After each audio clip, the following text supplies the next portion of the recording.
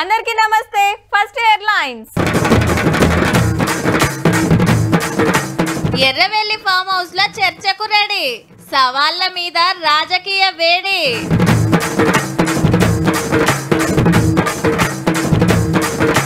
స్పాట్లనే తీర్చిండు పబ్లిక్ తిప్పలు, మస్తు మంది చెప్పుకుండ్రు గోసలు.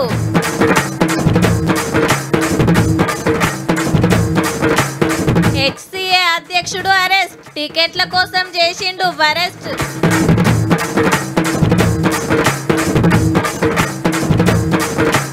ఫైన్ కట్టకుంటే లైసెన్స్ సస్పెండ్, ఇక అస్సలు పెట్టకుండ్రి పెండింగ్.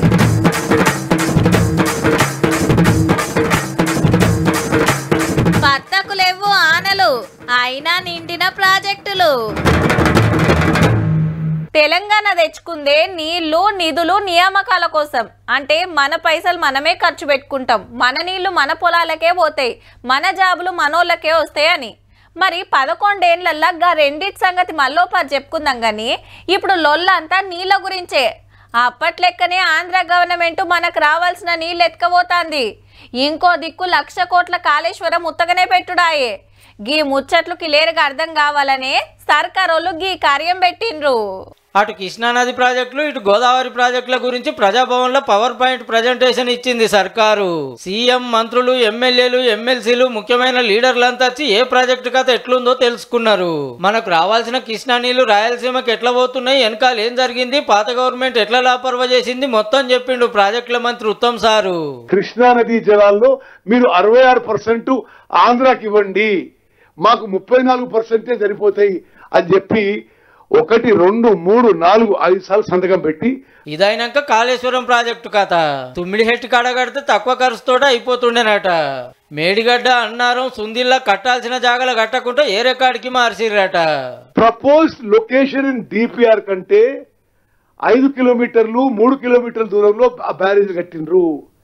సాయిల్ టెస్టింగ్ చేయలేదు, బొంగలు పడ్డాయి, సీపేజ్ మొదలైంది. నేషనల్ డ్యామ్ సేఫ్టీ అథారిటీ ఆఫీసర్లు వచ్చి మొత్తం చెకింగ్ చేసినాకనే ఈ రిపోర్ట్ ఇచ్చిర్రు. అప్పట్లోనే లీక్ అయినా రిపేర్లు చేపియలేదట బీఆర్ఎస్ సర్కారు. ఇప్పుడేమో ప్రాజెక్టులకు మస్తు నీళ్ళు వచ్చినాయి, ఎందుకు ఎత్తిపోస్తలేరు, ఇట్లయితే మేమే వచ్చి మోటార్లు చాలు చేస్తామని బట్టి. ఒకవేళ ఆ బ్యారేజ్ లో ఏదన్నా కూలిపోయినా, ఏ బ్యారేజ్ కూలిపోయినా దారి పొడవున 44 ఊర్లు కొట్టుకపోయి సమ్మక్క సారక్క బ్యారేజ్ కట్టుకుపోయి భద్రాచలం టెంపుల్, భద్రాచలం టౌన్ కూడా ప్రమాదంలో ఉంటాయి. ఇక నిన్న రామన్న ప్రెస్ క్లబ్ వచ్చి కూకుండు కదా చర్చలకు రమ్మని. క్లబ్బులు పబ్బులు అంటేనే మాకు కొంచెం ఇబ్బంది, మేము వాటికి దూరం మొదటి నుంచి. చట్టసభలలో మనం చర్చ చేసుకుందాము రండి. ప్రాజెక్టుల మీద ప్రతొక్క దాని మీద నిమ్మలంగా చర్చ చేద్దామని కేసీఆర్ సార్ ను గిట్లా పిలిచిండు సీఎం సారు. ఎవరిని కూడా పల్లెత్తు మాట అనవసరంగా మాట్లాడకుండా చట్ట పరిధిలో చట్టసభల్ని నిర్వహించే బాధ్యత నాది. అర్థవంతమైన చర్చలకు మేము వేదిక ఏర్పాటు చేస్తాము. చంద్రశేఖరరావు గారు మీరు రండి. అసెంబ్లీకి సుతా రానంటే ఈ ఆఫర్ ఇచ్చిండు. ఎక్కడికొద్దు స్వామి, ఎర్రవల్లి ఫామ్ హౌస్ కు నేనే మా మంత్రుల బృందాన్ని పంపిస్తాను. తారీఖు చెప్పు, మొత్తం ఈ సెటప్ అంతా తీసుకొని వస్తారు మా వాళ్ళు. ఎర్రవల్లి ఫామ్ హౌస్ లోనే చర్చ పెడతాము. చంద్రశేఖరరావు గారి ఆరోగ్యం అంత గొప్పగా లేదు, రావడానికి ప్రయాణం చేయడానికి ఏమైనా ఆరోగ్యం సహకరించకపోతే మీరు కుర్చీ వేసుకొని అక్కడ కుర్చీలో కూర్చోండి. చంద్రశేఖరరావు గారు మాకు అసెంబ్లీ నిర్వహిద్దాం ఎర్రవల్లి ఫామ్ హౌస్ లోనే. ఎర్రవల్లి ఫామ్ హౌస్ లో జరగబోయే ప్రజాప్రతినిధుల సమావేశానికి నేను కూడా వస్తాను. తారీఖు నిర్ణయించండి. అరే గిదేంది భయ్యా, మాకేం తక్కువ, మేమేంట్లో తక్కువ, చదువు రాదా, శాస్త్రం రాదా, కార్లేంది విమానాలే నడుపుతున్నాం, ఈ ఎమ్మెల్యేలేంది దేశాలే వెళ్తున్నాం. అసొంటిది గిన్నెలు వెనక పడతామా? అంత మొగోళ్ళ పెత్తనమే ఉండాలనా? మేము డ్యూటీలు చేస్తలేమా? మేము పెట్టేటి సంతకాలు కావా? మా హక్కులు మాకు కావాలని బాగానే కష్టపడుతున్నట్టున్నారు పో. Manisha madam, Manjula madam, Madhavi madam, Sudha madam, Supreetha madam, Sunitha madam, Soumya madam, Swaroopa madam, Aruna madam, Vasantha madam, Jyothi madam, Shobharani madam, Nagalakshmi madam, Nirmala madam, Radhika madam. అగో మొగోళ్ళే లంచాలు తీసుకుంటారా? మాకు అడగరాదా? మాకు ఖర్చులు ఉండయా అని మేడాలు కూడా మంచిగానే తీసుకుంటున్నారు. 40 రోజులలోనే 7 దొరికిండ్రు. మళ్ళా తక్కువ 8,000, ఎక్కువ 1,20,000. అవినీతి పైకంలో పాలు పంచుకునేటోళ్ళు కొందరు. Municipal, revenue, revenue, town planning, account section ఇట్లా ప్రతి ఒక్క దాంట్లో పంతనం చూపిస్తున్నారు. కొత్తగా జాబ్ ఎక్కిన వాళ్ళ కాంచెల్లి రేపు మాపు రిటైర్ అయ్యేటోళ్ళు కూడా పని మీద వచ్చిన వాళ్ళకి రేట్లు ఎప్పుడు 10% డిస్కౌంట్ ఇచ్చుడు, వాళ్ళు ఏసీపీకి ఫోన్ కొట్టుడు, మనోళ్ళు దొరకడు. నెల జీతం వస్తే ఇంట్లోకే వాయే, గట్లనే మాకేమన్నా అక్కలు ఉండయా అనుకునే తట్టున్నారు. ఇంటికింత ఆసరైతానికి అమ్మలక్కలు మిషన్ గుట్టుడో చీరలమ్ముడో చేస్తారు కదా, అగో గట్లకి మేడాలకు లంచాలు సైడ్ ఇన్కమ్ అన్నట్టు. ఏహే అన్నిట్లా మొగోళ్ళతో సమానంగా ఉండవలసిన వాళ్ళు అవినీతిలో వెనక పడితే ఎట్లానే ఆపోచన కావచ్చు. ఇక మన సాలరదైతే చెప్పవాసం కాకుండా ఉంది, గుంజుడే గుంజుడు. ఎంత దొరికితే అంత. 6 నెలలనే 130 మంది దొరికిరంటే దందా ఎట్లున్నదో చూడండిగా. మొన్న తహసీల్దార్ను ఏసీబీకి పట్టించి పటాకులు కాల్చి సంబురాలు చేసుకున్నా కొందరు ఉత్తమ ఆఫీసర్లు అయితే అస్సలు తగ్గుతలేరు. ఈ లెక్కను చూస్తే ఏసీబీలో ఇంకింత మందిని పెట్టుకోవాల్సిందే. కానీ ఏ మాట కామాట ఇట్లా పట్టించిన వాళ్ళం కూడా తారీఫ్ చేయవలసిందే.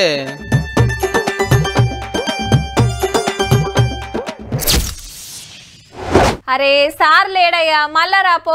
చెప్పకుండా చేయకుండా ఎవరు రమ్మన్నారు నిన్ను? నాడు నాడు ఆయనకి ఎదుగుతారు సెక్యూరిటీ వాళ్ళు. కాకా నీకు ఎమ్మెల్యే తెలుసు కానీ మా ఓన్కి కాలేజీలో సీట్ కావాలి, ఓ పార్వోయి కలుద్దాం పారాదు. నీ గీనేం లీడర్రా, ఓట్లప్పుడు కాళ్ళేళ్ళు మొక్కి ఇప్పుడు ఇంటికి పోయినా దేకడు అని అంటుంటారు. అసొంటిది కుద్దు మంత్రి సార్ను కలిసి ఏ తిప్పలున్నా చెప్పుకునే ఛాన్స్ ఉంటే ఎట్లుంటది? ఇగో గిట్లుంటది. గాంధీ భవన్ లో మినిస్టర్ తో ఫేస్ టు ఫేస్ కార్యానికి శితం మంది వచ్చిండ్రు. కార్మిక శాఖ మంత్రి వివేక్ వెంకటస్వామి సార్ కు తిప్పలు చెప్పుకున్నాడు, కాగితాలు ఇచ్చుడు, ఎంబటే సార్ ఆఫీసర్లకు ఫోన్ చేస్తున్న నడిచింది.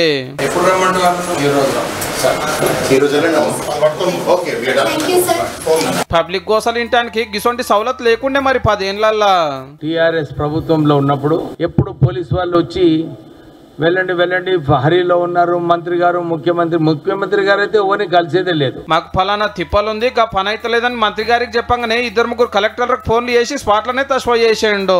వికారాబాద్ కలెక్టరేట్ లో దళితులు వచ్చి మాకు పట్టాలు ఇచ్చిన ల్యాండ్ ని కూడా టిఆర్ఎస్ హయాంలో లేదు లేదు మాకు హక్కు ఉన్నది, కొందరు వచ్చి కబ్జా చేయాలని ప్రయత్నం చేస్తున్నారు. ఇలాంటి applications Zomato, Swiggy delivery boys, Ola, Uber, Rapido పనులు నడిపేటోళ్ళకి ఫాయిదా అయ్యేటట్టు కొత్త చట్టం తెస్తున్నామన్నాడు వివేక్ సారు.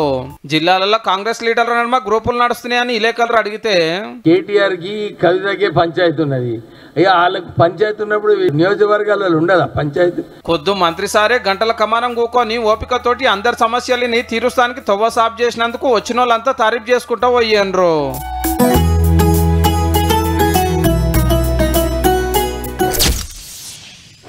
కప్పతల్లి ఆటలు, వరదపాశం నాకుడు, దేవుళ్లకు నిండార అభిషేకాలు, గ్రామ దేవతలకు ముడుపులు, బొడ్రాయికి పూజలు, బతుకమ్మ ఆటలు.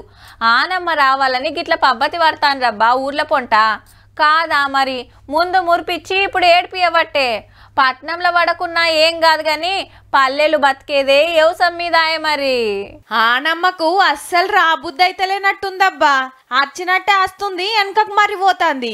మొగులంతా మబ్బు, జరసేపట్లనే మేఘాలు మాయం, రాత్రిపూట సలి, తెల్లారంగా ఎండపోడా. అసలు ఇది ఆనకాలమేనా అనే డౌట్ రావట్టే. హౌ మరి ఈ కిత్తకు ముందు ముందే ఆనమబ్బులొస్తే ఇక జంపుతుండొచ్చు అనుకుంటే పత్తాకు లేదు. నడిమిట్లా అప్పుడో ఇప్పుడో డల్లు గంతే.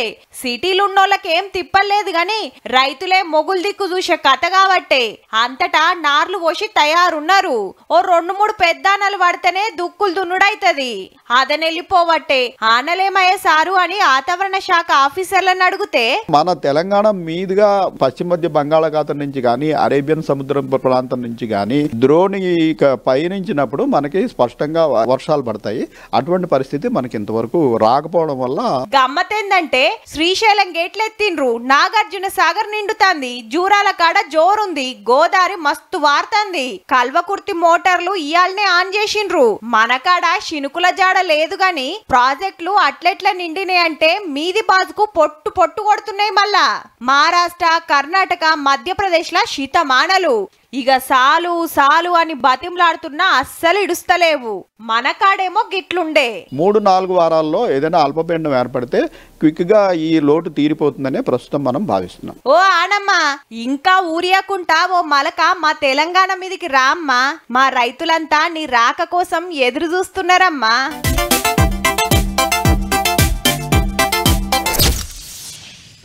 నెత్తికి హెల్మెట్, పర్సుల RC, driving licence, pollution certificate, insurance. రోడ్ల మీద బండ్లు నడపాలంటే గివి పక్కా ఉండాల్సిందేనబ్బా. ఒక్కొక్క పారి మర్చిపోయినా ట్రాఫిక్ వాళ్ళు ఆపనంత వరకు ఏం కాదు. దొరికినామంటే పర్సుకు తుట్టి పడ్డట్టే. తర్వాత కడితే మాయే అనుకుంటుర్రులే. గాసంటోళ్ళంతా మంచిగా చూడాలి గీ వార్త. చలాన్లతో ఏమైతుందిరా, మస్తుగా పడతాయి. దానికి బుగ్గులు పడతామా అని అర డజన్ 2-3 డజన్లు రాపిచ్చుకున్నోళ్ళు సుతున్నారులా. చెప్పున గట్టేయుర్రే అన్నలు, లేదంటే డ్రైవింగ్ లైసెన్సే ఎగిరిపోయే డేంజర్ ఉంది మళ్ళా. హౌ కారైనా, బండైనా, లారైనా, బస్ అయినా చలాన్ పడ్డాక 3 నెలల లోపు ఫైన్ కట్టకుంటే లైసెన్స్ సస్పెండ్ చేసే ఆలోచన చేస్తుర్రట. బిర్రుగా దాగి డ్రంక్ అండ్ డ్రైవ్ లో దొరికి రయ్యిన రాకెట్ స్పీడ్ తోటి ఉరికి 18 నెలలనే 18,000 మంది లైసెన్సులు గుంజుకుర్రు ఆల్రెడీ. అండ్లా 10,000 పట్నపోళ్ళయే. యూటర్న్ దగ్గర బస్ స్టాప్ పక్కకే మెయిన్ సెంటర్ సర్కిల్స్ లలోనే ఈ చాలా. నెత్తికి హెల్మెట్ పెట్టకున్నా, సీట్ బెల్ట్ జుట్టకున్నా, సిగ్నల్ జంప్ అయినా, ముగ్గురెక్కి ఉరికినా టక్క ఫోటోలు కొడతానే ఉన్నారు, దండుగలు రాస్తూనే ఉన్నారు. అరే అయిందేదో అయిపోయిందని ఎంబటే ఫైన్లు కట్టేసేటోళ్ళు చాలా తక్కువ. నెలల కమానం అట్లనే పెండింగ్ పెడితే దొరికినాడు చాతాడంత చలాన్ల పేపర్ చూసి ట్రాఫిక్ వాళ్ళకే చక్కర వచ్చినంత పని కాబట్టే వేలకు వేలు కట్టలేక బండ్లే ఇడిచిపెట్టిపోయినోళ్ళు బొచ్చెడు మంది. ఆఫర్లు డిస్కౌంట్లు పెడతారు, గప్పుడు చూస్తామా అని లాపరవ చేస్తుర్రట. గందుకే లైసెన్సులకు సూటు పెడుతుర్రన్నట్టు. ఇన్ని తిప్పల పడే బజిలి సప్పుడు గంట ట్రాఫిక్ రూల్స్ వాటించిందే నయముల్లా.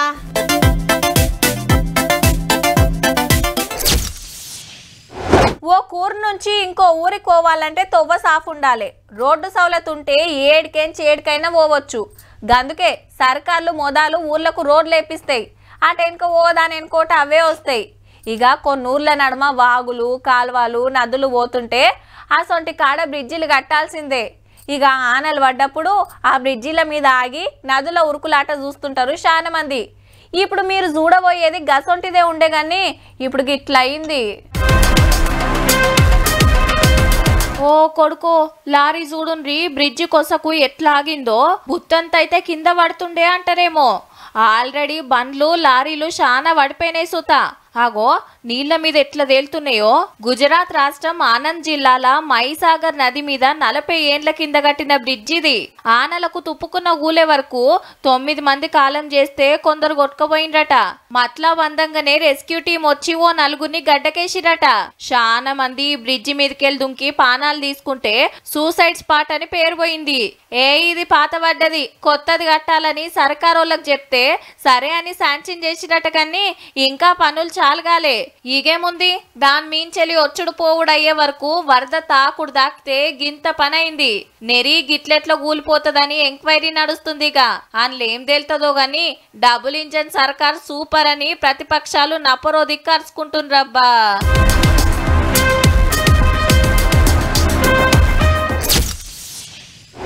డ్రైవర్లకు తిప్పలు వస్తే డ్రైవర్లు, సఫాయి వాళ్ళకు సమస్యలు వస్తే సఫాయి వాళ్ళలు, అంగన్వాడీలకు ఆపతొస్తే అంగన్వాడీలు, సింగరేణి కార్మికులకు ఇబ్బందులు అయితే ఆ కార్మికులు. ఇట్లా ఎవ్వలకు ఆపతొస్తే వాళ్ళు రోడ్డెక్కి ధర్నాలు, నిరసనలు, రాస్తారోకోలు చేస్తారు. ఇట్లా ప్రతొక్క రాష్ట్రంలో ఏదో తాన నిరసనలు అయితేనే ఉంటాయి. కానీ అలా దేశమంతా నడిచిందబ్బా. కార్మిక లోకం కవాతు గిట్ల నడిచింది. సెంటర్ వాళ్ళు తెచ్చిన కొత్త చట్టాలు వద్దంటే వద్దని తెలంగాణ అంతటా ర్యాలీలు, ధర్నాలు తీసుకుంటా మార్కెట్లు బంద్ పెట్టిరు. బస్సులు నడవనీయలేదు, సింగరేణిలో బొగ్గు తవ్వలేదు. ఆడాడ డ్యూటీలకు రావాలని బ్యానర్లు కట్టినా పెద్దగా పట్టించుకోలేదు అన్నాళ్ళు. ఈ ప్రైవేటీకరణ చేసిన తర్వాత సామాన్య జనానికి ఎటువంటి సర్వీసెస్ ఇవ్వగలుగుతుంది ప్రభుత్వం అనేది ఆలోచించడానికి కూడా వాళ్ళకి ఓపిక లేదు. మన కాడ తక్కువ గాని దేశం మీది బాజుకు జోరుంది. భారత్ బంధాన్ని కొందరు, కార్మికుల సమ్మెయాన్ని కొందరు. ఏం తక్కువ 25 కోట్ల మంది రోడ్ల మీదకి వచ్చిరంటే చూడండిగా. ఇంతకు మనోళ్ళ డిమాండ్ ఏంటంటే సర్కార్ కంపెనీలు ప్రైవేట్ వాళ్ళకి ఇయ్యద్దు, జీతం తక్కువ 26,000 ఉండాలి. పాత పింఛన్ పద్ధతే కరెక్ట్, రైతులకు మద్దతు ధర కట్టియాలి, దవాఖాన్లు చదువులకు బడ్జెట్ పెంచాలి, ఇంకా కొన్ని ఉన్నాయి. బెంగాల్, ఢిల్లీలో అయితే హెల్మెట్లు పెట్టుకుని బస్సులు నడిపిరు డ్రైవర్ అన్నలు. బెంకోళ్ళు కూడా సమ్మెకు సై అన్నారు. ఆడాడ రైలు పట్టాల మీదకి వచ్చిండ్రు. స్కూళ్ళు, దుకాణాలు బంద్ చేసిరు కొన్ని రాష్ట్రాలల్లో. బీహార్ లో టగ్గపారు నడిచింది పోలీసులతోటి. ఎందుకంటే బీజేపీ గ్రూప్ పవర్ ఉన్న రాష్ట్రాలలో బంద్ జరగనీయలే మరి.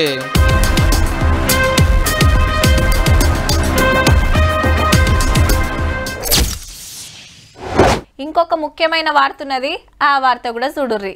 హైదరాబాద్ క్రికెట్ సంఘం అధ్యక్షుడు అరెస్ట్ అయిండు. ఐపీఎల్ టికెట్ల పంచాయతీ కేసే.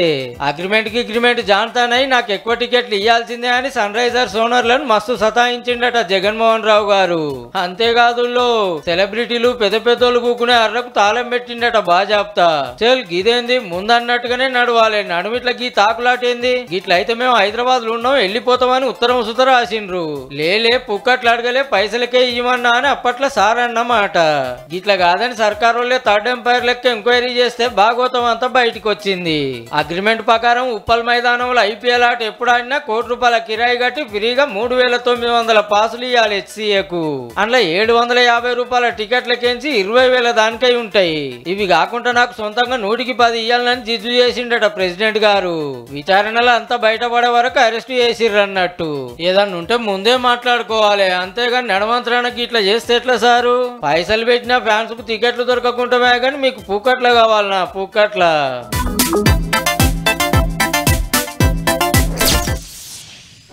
పొద్దుగాలనే మమ్మీ లేపుతుంది, తానం చేపిచ్చి ఇంత నాష్ట తినబెట్టి ఒయిల బ్యాగు జబ్బకేసి స్కూల్ బస్సు రాగానే ఎక్కిచ్చి పంపిస్తుంది.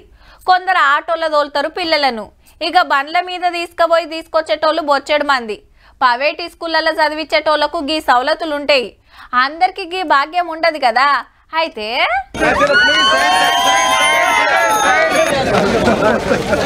వారెవ్వా సైకిల్ పై బండి తొక్కుడు ఉరుకుడు వెనకాల చూడురి ఎంత మంది ఉన్నారో. చెల్లెమ్మలు తమ్ముళ్ళంతా సంజయ్ సార్ తోటి సైకిల్ దొక్కటానికి పోటీలు పడ్డారు. ఎవ్వలను చూడు ట్రింగ్ ట్రింగ్ మని బెల్లు కొట్టుడు.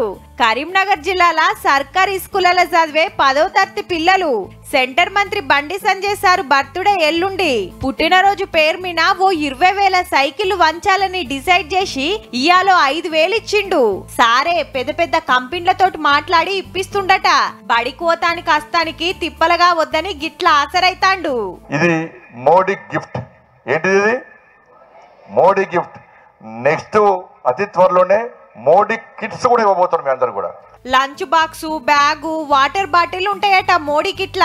ఎంపీ పదవిలా ఎన్నేండ్లుంటే అన్నేండ్లు సర్కార్ బడిలో చదివే 10th క్లాస్ వాళ్ళకు పక్కా ఇస్తాడట. ఇట్లనే ఏ ముచ్చట ఎట్లున్నా గరీబుల పిల్లలకు ఫాయిదా చేసినందుకు తారీఫ్ చేయాల్సిందేనబ్బా.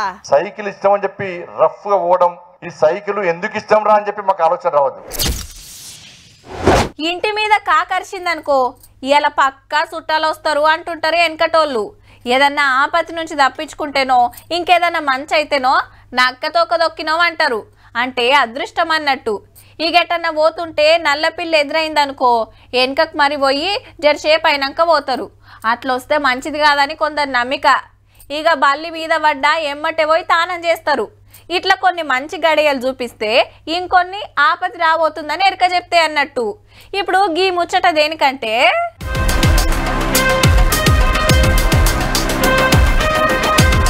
వరద తాకుడు దాకితే ఊరికి ఊరే తెరలైందుల్లా. 4-5 ఇండ్లు తప్పితే మొత్తం కొట్టుకపోయినాయి. అది సుత అర్ధరాత్రి. నీళ్లు ఇంత రువ్వడికొచ్చినా ఒక్కలు సుత చిక్కబడలే, ఎవ్వలకేం గాలే. అర్రే ఆఫీసర్లు ముందే సాటింపేసిండ్రేమో అనుకునేరు. కాదు గీ కుక్క పుణ్యం. అర్ధమరాత్రి ఆన దమ్మడ దిమ్మడ దంచుతాంటే బంగ్లా మీదున్న కుక్క ఒకటే ఒర్రుడు పెట్టి ఓనర్ను లేపిందట. అరే ఏందిరా గీయాలకు కుక్కొరుతుందని చూసే వరకు ఏమున్నది, ఓ ఇంతెత్తు వరద రువ్వడికొస్తుందట. ఎమటే ఇంటోళ్ళు చుట్టుముట్టోళ్లను ఊరోళ్ళందరినీ లేపితే ఆ రాత్రి వేరే తానికి పోయి బచాయించిండ్రు. ఇక తెల్లారొచ్చి చూస్తే గిది పరిస్థితి. ఊరంతా ఆగమాగమైంది. హిమాచల్ ప్రదేశ్ రాష్ట్రం సియాతి అనే పల్లెల 67 మందిని గీ తీర్ల కుక్క కాపాడిందన్నట్టు. లేకుంటే అందరు నిద్రపోయిన అల్లా ఏమావో మరి. ముచ్చట తెలిసి ఆఫీసర్లను లీడర్లను ఎంటేసుకొని వచ్చిండు ముఖ్యమంత్రి సుఖ్వీందర్ సింగ్ సారు. ఊరోళ్లకు నపరో 10,000 సాయం చేసిండ్రు ఇప్పటి మందం. ఇక ఈ ఊరిని ఎట్లా రేవుకు తెస్తారో గాని మామూలను పెంచుకుంటే ఇంటినే కాదు ఊరిని సుతా కాపాడతామని ఎరక చేసిన కుక్కను తారీఫ్ చేస్తుర్రట ఈ ముచ్చట తెలిసిన వాళ్ళంతా.